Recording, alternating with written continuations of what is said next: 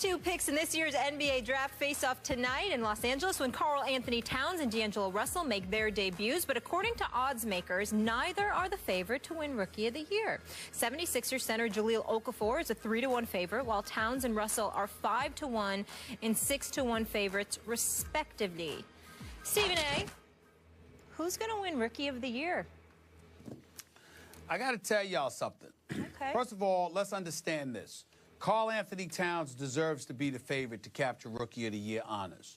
The reason that I say that, Skip Bayless, is because not only is he going to be your starter at the 5, I spoke to Coach Sam Mitchell on my radio show for the Minnesota Timberwolves yesterday as well. And by the way, Skip, let's take a quick moment to pay our respects to the late, great Flip Saunders, definitely. Yes. head coach, president of the Timberwolves, and his passing. A wonderful guy. God We worked bless. with him here at ESPN. Obviously, Coach, God bless him and his family. Let's just say that. Yep. But when you look at Karl Anthony Towns, they've got him starting at the 5. So because he's going to start at the 5 and he's being schooled and tutored by KG, and he could also play that stretch 4, he's going to be in position to put up some decent numbers. And he's got the inside track on that.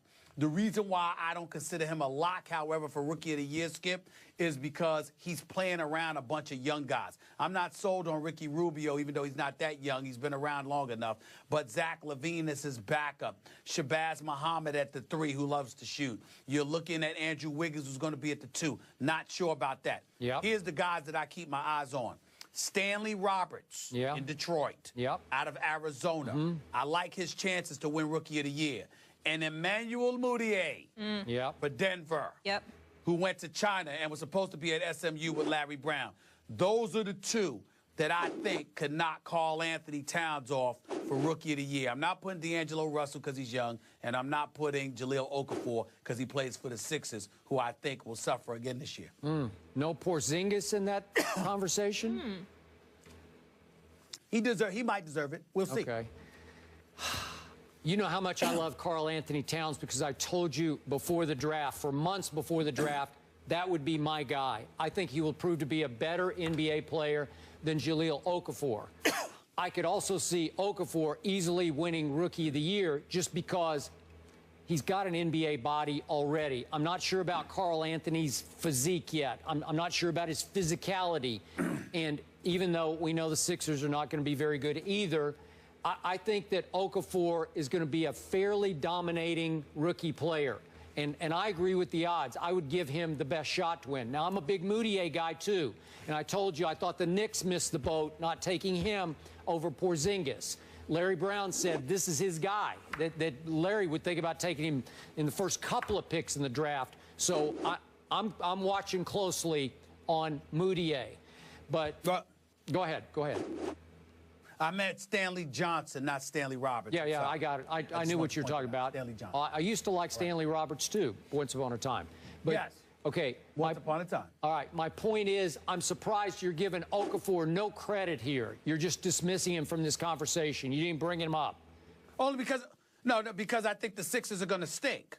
I think that we need to look at Sam Hinkie, the general manager, who openly tanked 1 season and arguably tanked 3. And at some point in time, whether it's Nerlens Noel being drafted while he's hurt, whether it's Joel Embiid being drafted while he's hurt, we have to start looking at the Philadelphia 76ers in the 4th largest market in America and saying, could you win some damn games for the city there? Jahlil Okafor can play. It won't be his fault, but the team is going to suffer. They're not going to be very good. That's why I couldn't consider him. It has nothing to do with him.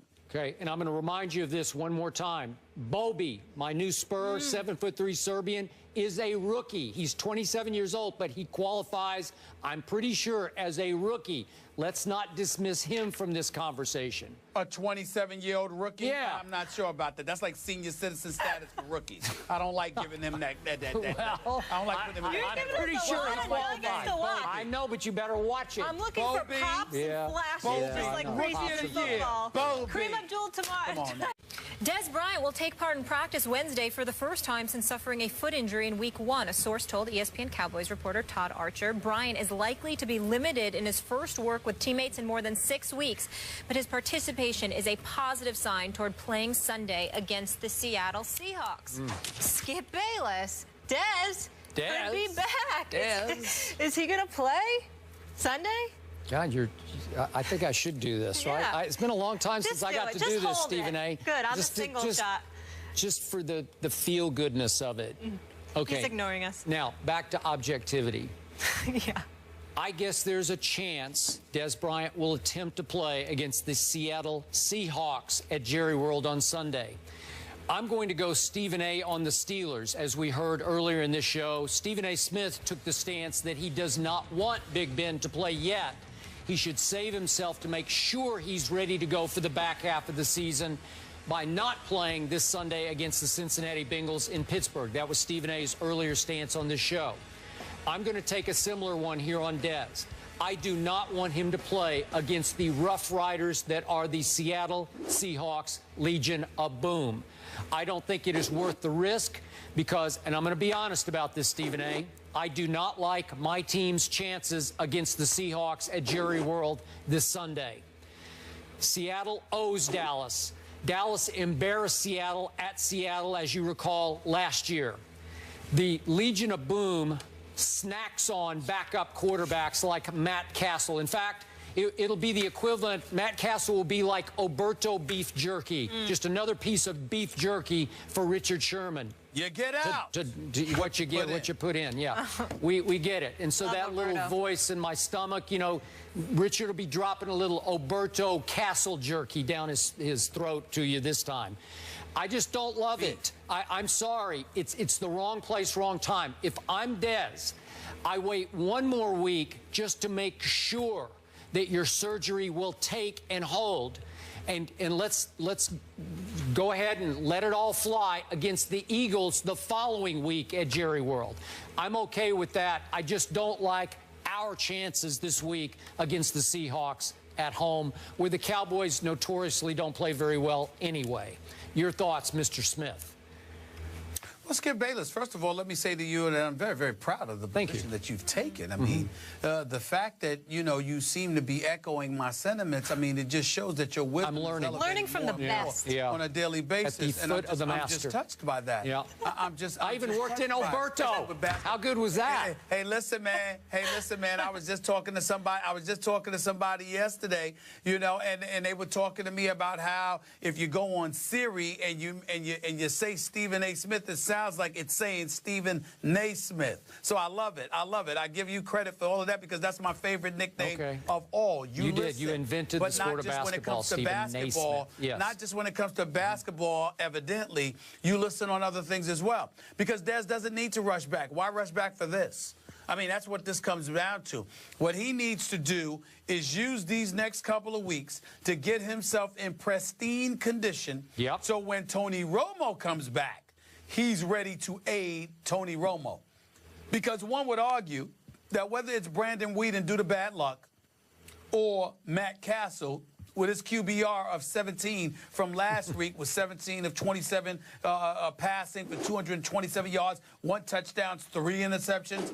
You know, there's but so much that Des Bryant is going to be able to do if you got quarterbacks that tap dance excessively when pressure is applied in the pocket, when can't see over the line of scrimmage for whatever reason, or want to throw wants to throw a football that has more air under it, that is almost like floating in a balloon, for crying out loud, which is one of the passes, one of the interceptions that Matt Castle threw. So when you look at it from that perspective, I totally agree with you. I think it's entirely wise for Des Bryant to wait. I think it's entirely wise for Des Bryant not to rush back.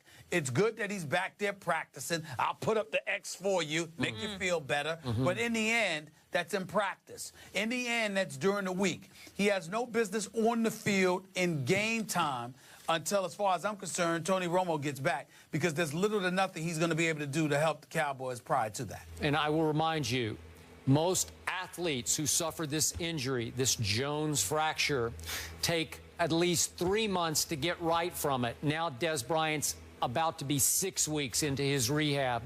I don't know. I don't love it. I'm sorry. Yeah, don't rush it. At least take a 2 full months off, which means an additional 2 to 3 weeks from now, before. I know it's hard because you're a Cowboy, and obviously they've lost 4 straight, and then you're looking at the possibility of them losing 6 to 7 straight. I know. Make it 8, make it 9. Who cares? I get it. But I just think that, you know what? He should hold out for at least a couple of more weeks before he even considers getting back on the field. Listen, maybe it's going to uplift the team in practice today. It might. Maybe. And, you know, maybe I wouldn't rule it out, Skip. Who knows? Maybe the Giants will lose at New Orleans. You never know. Could they? Maybe. Maybe. It's possible. Maybe. It's possible, Skip. I mean, listen, we can't rule anything out, Nope, Skip. we can't. There's still We could rule that in, there's maybe. still hope for your Cowboys. Another bold prediction. I'll wait for that one. Oh. I'll wait for that Yeah. for later in the week. We already had the Raiders. All right, moving on. Back to hoops. Karl Anthony Towns makes his NBA debut tonight versus the Lakers. Is he a lock for Rookie of the Year? The guys will debate that next.